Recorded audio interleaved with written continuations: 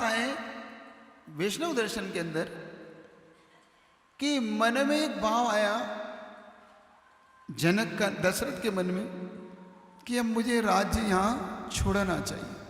वहाँ पे भी एक वैराग्य का प्रसंग उत्पन्न होता है, और जैन दर्शन में वैराग्य का प्रसंग कुछ अलग प्रकार से उत्पन्न होता है। वो प्रसंग जब इस प्रकार से उत्पन्न होता है कि आषाढ़ की अष्टमी आती है, और आषाढ़ शुक्ल अष्टमी के दिन महापर्व के रूप में महापूजा की जाती है। और अष्टानिका सब जानते हैं कि जैन दर्शन का अष्टानिका पर्व शाश्वत पर्व के रूप में माना जाता है, और उस पर्व में जितनी भक्ति की जाती है। और आज एक चीज़ आपके सामने रहस्य खोलूंगा इस माध्यम से कि गंधोदक के महत्व को समझना, अपने जीवन में गंधोदक का महत्व कितना गहरा है। जिस गंधोदक को तुम सामान्य से शायद नहीं समझ पाते, बहुत लोग इस गंधोदक को अपने सिर पे धारण करते नहीं, वो करते तो बिल्कुल थोड़ा सा, वो देखना कैसा। गंधोदक के महत्व को आज समझना कितना गहरा होता है। अष्टानिका पर्व में दर्शनार्थ महापूजा करते हुए उन्होंने भगवान का महामस्त अभिषेक किया भक्ति की। तो वहाँ प्रथा ये थी कि गंधोदक को लेके हर रानियों के पास पहुँचाया जाता था उनके महलों में। दशरथ स्वयं अभिषेक करते थे, और अभिषेक करने के बाद उनका जो गंधोदक होता था भगवान का, प्रभु के चरणों की रज को हर रानियों के पास पहुँचाने का काम वहाँ किया जाता था। और जो सेवक लगे होते थे उस गंधोदक के बड़े उससे लेके जाते थे। संयोग से उस दिन जब वो पहुंचा गया तो सभी रानियों के पास, कौशल्या के पास पहुंचा, और कौशल्या के बाद कैकेयी को पहुंचा। कैकेयी के बाद उन्होंने सुमित्रा को भी पहुंचा दिया, लेकिन सुप्रभा नाम की जो उनकी चौथी रानी थी उसके पास गंधोदक पहुंचने में थोड़ी देरी हो गई। और जब देरी हो गई तो उसके मन में एक शंका ये घुस गई कि शायद दशरथ हमें चाहते नहीं है, दशरथ मुझे नहीं चाहते, इन 3 रानियों को चाहते। देखो कभी ब्रह्म जीवन में कैसे कैसे ब्रह्म उत्पन्न होते।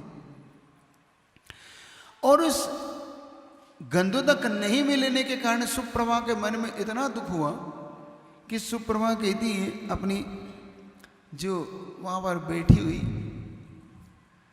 उस दासी से कहती कि सुनो दासी, मुझे तुम जहर ला के दो, विष ला के दो। गंधोदक के मत सोचना कि जब गंधोदक नहीं मिलता है तो कितना मन में कितना विकल्प उठता है। तुम लोग गंधोदक लेते हो कि नहीं लेते हो? तुम्हें गंधा मिलता है कि नहीं मिलता है? किससे लेते हो? तुम ये समझने का पुरुषार्थ करना कि गंधोदक किससे लेना चाहिए। गंधोदक लेना चाहिए अपने पति के हाथ से बनाया हो गंधोदक ही गंधोदक महान गंधोदक होता है, ये याद रखना। तुम दूसरों के हाथ से बनाया हो गंधोदक नहीं लेना कभी। फिर महाराज फिर हमें तो कभी गंधोदक मिलना ही नहीं, क्योंकि हमारे पतिदेव को तो कभी करना ही नहीं है। करना चाहिए। जैन दर्शन में भगवान के अभिषेक का जो गंधोदक लिया जाता है, पति से, पिता से, पुत्र से, घर के सदस्यों से बनाया हुआ गंधोदक लिया जाता है, परायों से नहीं। जिस पुरुष को हम पहचानते नहीं उससे नहीं। वो तो एक मजबूरी, कभी कभार कभी कोई बहुत ऐसा केस आ जाए तब देखो, नहीं तो गंधोदक अपने परिवार के सदस्यों से लिया हुआ गंधोदक ही अतिशयकारी गंधोदक होता है। जब अपना परिवार का सदस्य जिस गंधोदक को बनाता है वो गंधोदक अपने आप में महान अतिशय को लिए होता है। जो लोग इस गंधोदक के महत्व को नहीं समझते वो सिर्फ मान दूसरों पर आश्रित होकर गंधोदक बनाते। देखना उस सुप्रभा के अंदर कितनी ज्यादा पीड़ा थी कि मेरे पति ने मुझे गंधोदक नहीं दिया। कभी तुम्हें ऐसी पीड़ा होती है कि मेरे परिवार के सदस्य ने मुझे गंधोदक नहीं दी? होना चाहिए पीड़ा तुम्हारे अंदर, उन्हें प्रेरणा दिया करो। स्वयं कि नहीं, स्वयं अपने पतियों से भेजो वहां पर कि देखो कितना उसको अंदर से कितना संकलेश भाव हुआ। उसके मन में ये संकलेश भाव आने लगा कि अगर गंधोदक मेरा पति नहीं देगा तो मैं विष खाने को तैयार हूं, लेकिन लूंगी अपने पति से। पति का बनाया हुआ गंधोदक ही मैं प्राप्त करूंगी। और उसने विष तक मंगा लिया कि शायद क्योंकि ये एक बहुत बड़ी घटना है अपने आप में कि जब पति जब गंधोदक देता है, पति के द्वारा जब गंधोदक दिया जाता है, वो अपने आप में ये बताता है कि सिर्फ मेरा तुमसे पाप का संबंध नहीं है, मेरा तुम्हारा पुण्य में भी तुम्हारे साथ मेरा संबंध है, पुण्य की क्रियाओं में भी मैं तुम्हें अपना अपना मानता हूँ। सुनने के लिए तुम पाप के संबंध में तो अपने साथ रखते हो, पाप की क्रियाओं में तुम एक साथ होके करते हो, लेकिन पुण्य की क्रियाओं में भी संयोग बनाना, शामिल करना। तो जब सुप्रभा के मन में ये भाव आया, दासी भी थी, दासी भी उठ के सीधा जहर लेने चली गई कि क्यों मंगाया विष पता नहीं, और विष लेने के लिए गई।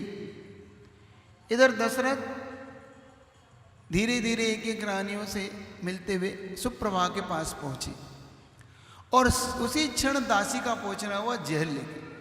तो दशरथ देखते हैं कि सुप्रभा के हाथ में ये जहर क्या कर रहा है, ये जहर क्यों रखा है, और उस जहर को वो देख रही है, उसे खाने के लिए मन बना रही है। उसी क्षण दशरथ उसका हाथ पकड़ते कि सुप्रभा तुम्हें क्या हुआ है, तुम जहर क्यों खा रही हो? तो वो कहती है कि आप मुझे नहीं चाहते, इसलिए आपने मुझे गंधोदक नहीं दिया, इसलिए मैं जहर खा। इतना बड़ा प्रकरण है ये पद्म पुराण का, जैन रामायण का इतना बड़ा प्रकरण मैंने देखा कि गंधोदक का महत्व इससे ज्यादा बढ़ के क्या हो सकता है। गंधोदक के महत्व इससे ज्यादा क्या आपको प्रमाण दे सकता हूं कि अपने परिवार का बनाया हुआ गंधोदक। क्यों? उसके सबसे महत्वपूर्ण कारण ये है कि परिवार में गंधोदक बनाया क्यों जाता है। हम इस बात को कभी समझते नहीं कि गंधोदक किस लिए बनाया जाता है। हमारे अंदर तो बस वो गंधोदक है, पानी है, अच्छा है भाई, गंधोदक भगवान पर डाला और हमने लगाया और हम फ्री हो गए। हमें इस महत्व को आज समझ लेना इस घटना से। गंधोदक आपकी समस्याओं का, बहुत सारे समाधानों का रूप है। वो आप इधर उधर भटकते हो, ना जाने कहाँ पानी चढ़ाते हो, ना जाने कहाँ सिंदूर पोतते हो, ना जाने कहाँ चादर चढ़ाते हो, लोबान छोड़ते हो, अगरबत्तियाँ लगाते फिरते हो, गंडा फेरते हो, ताबीज पहनते हो, नारियल चढ़ाते हो। अरे इन सब का सबसे सुंदर समाधान है तो भगवान का अभिषेक है, उससे जुड़िए आप, भगवान का अभिषेक करिए, भगवान के गंधोदक को पवित्र बनाइए, लगा के अपने पूरे परिवार को। इससे बढ़ के कोई अतिशय नहीं हो सकता। तो उसने जब सुप्रभा का हाथ पकड़ा तो उनके, नहीं प्रभु आप मुझे नहीं चाहते।